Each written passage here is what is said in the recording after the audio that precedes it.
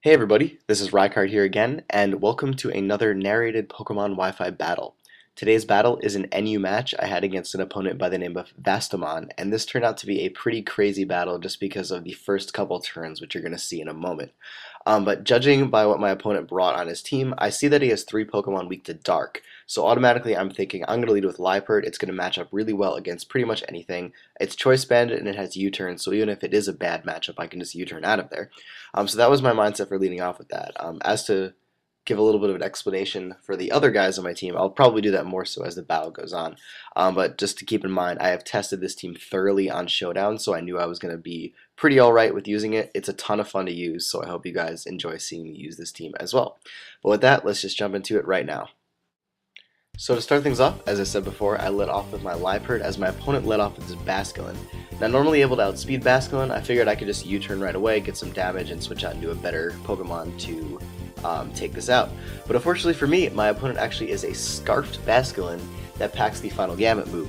So first turn, the Pokemon that I thought was going to be hugely important in this battle just dies outright. So I decided to switch out into my Scarf Rotom, and I figured I could Volt Switch on anything. I could trick the Gurdurr or the Duosion, which would be really useful. But it turns out my opponent also has a Scarfed Zangoose with the Final Gambit move. So now I'm just like, well, this sucks. 2 of my Pokemon, which I thought were going to be really useful against my opponent's team, are now dead. What do I do? So I decided to go into my Tentacool. It's obviously my more defensive one. This is an Eviolite Tentacool. It also has Toxic Spikes, which I figured would be useful. So I go into that, but seeing as Banette comes in, I'm just like, you know what, I don't know what this thing is going to do. It could Final Gambit as well. I'm just going to go for damage. So I go for Hydro Pump, and I pack this over Scald because I do carry Toxic Spikes. Hydro Pump is great for the added damage, and as you saw right there, I'm actually able to 2-hit KO Banette with Hydro Pump, which is really awesome for me. But he does go out into his Grumpig, and knowing Grumpigs are extremely specially defensive, I just go out into my Torterra here. I could set up rocks if it wanted to use a support move, or I could get off the Leech Seed on it. But me seeing that he goes for the Calm Mind right there, I'm like, well, I need to get damage on this thing right now. So I go for the Leech Seed first to obviously give me some recovery as this thing wants to stay in. It'll help wear it down. I know that Grumpig does not have any recovery outside of rest, so I'm pretty safe in being able to take this thing down at least. It might take a while, it might cost me to lose something, but I know it's going to die now. But seeing as I have to stay in and get damage off on this thing, I just go for Earthquake.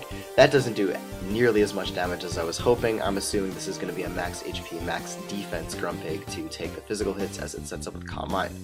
But he does go for another Calm Mind here, but seeing as I got a ton of health back from my leftovers and the Leech Seed, I'm actually able to easily live another Signal Beam and go for a second Earthquake. Now here, knowing that I cannot live a Signal Beam, I decide to switch out.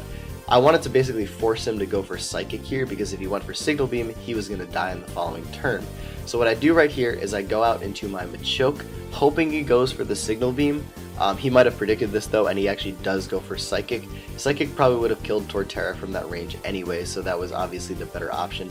I didn't really need this guy though, as you'll see later in the battle, so I ended up just switching out into it to die, but either way, I'm able to get off a really safe kill on this Grumpig now that it's down to such a low health. So I bring in my Rampardos. This is actually a mixed Rampardos, which is so much fun to use. It's got Rock Slide with obviously Sheer Force and Life Orb, and also Thunderbolt, Fire Blast, and Focus Blast, so a ton of coverage there. But seeing as my opponent goes out into his Gurdurr now, I'm like, well, this sucks. I will go out into my Tentacool though, because I do pack the Liquid Ooze ability, which will make it so that he cannot Drain Punch me without losing his own health. So first, I go for the Confusion, just to maybe make it set up a lot less successfully. So I do that, and then I go out into my Torterra here to Leech Seed it, because I know that I can take physical hits pretty well, being a pretty physically defensive Pokemon in my Torterra. So I do go for the Leech Seed. Luckily for me, he hits himself twice in Confusion, and I believe he also hits himself a third time as well, which was really lucky for me.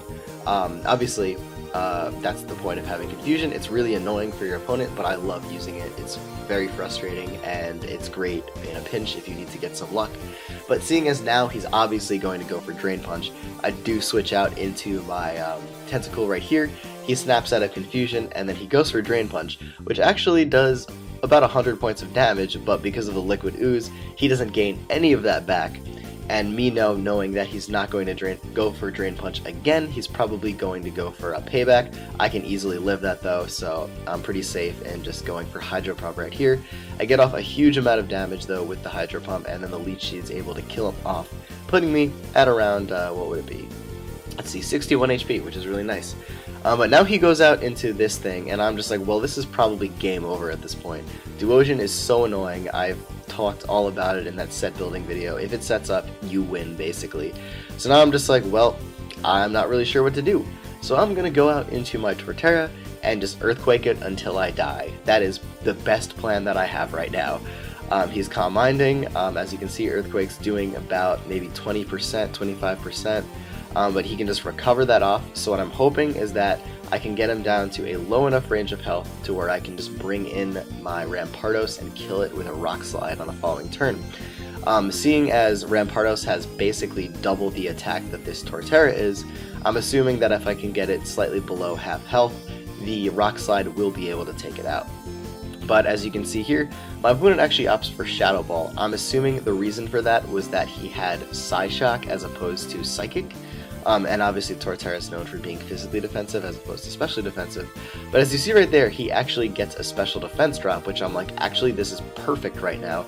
If he kills me this turn, then I can just switch into anything and kill it.